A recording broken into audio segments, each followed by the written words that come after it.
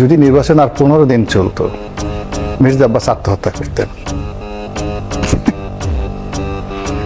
তাকে যে ভয় দেখানো হয়েছে, তার জীবন যেভাবে তেনা তেনা করে দেওয়া হয়েছে।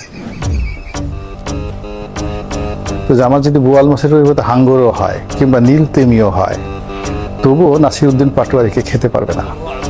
কারণ এরা মন্ত্রণালয় চালাই আসছে এবং গত 17 মাসে ডক্টর মোহাম্মদ ইউনূস বিশ্ব খেলোয়াড় তাকে চালাইয়েছে এবং বিএনপিকে চালিয়েছে, আওয়ামী লীগকে ভয় দেখিয়েছে।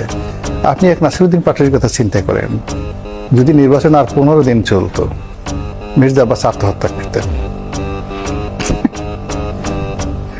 তাকে যে ভয় দেখানো হয়েছে, তার জীবন যেভাবে তেনা তেনা করে দেওয়া হয়েছে। তো এই যে তারা সফলতা লাভ করেছে, এই সফলতা দিয়ে আপনি দেখবেন যে পার্লামেন্টে বিএনপির জীবন হারাম করে দেবে, এমন সব কথাবার্তা বলবে যে কথাগুলো বিএনপি কল্পনাই করতে পারে না। এবং পার্লামেন্টে ওই যারা গেছে তাদেরকে শিখিয়ে দেবে নিত্য নতুন কথা। ফলে এই রাজনীতিতে তারা এস্টাবলিশড হয়ে গেছে, এটাকে আপনি আর বন্ধ করতে পারবেন না, বরং এদের মাধ্যমে আপনি একটা নতুন রাজনীতি দেখতে পারবেন বলে আমি মনে করতেছি।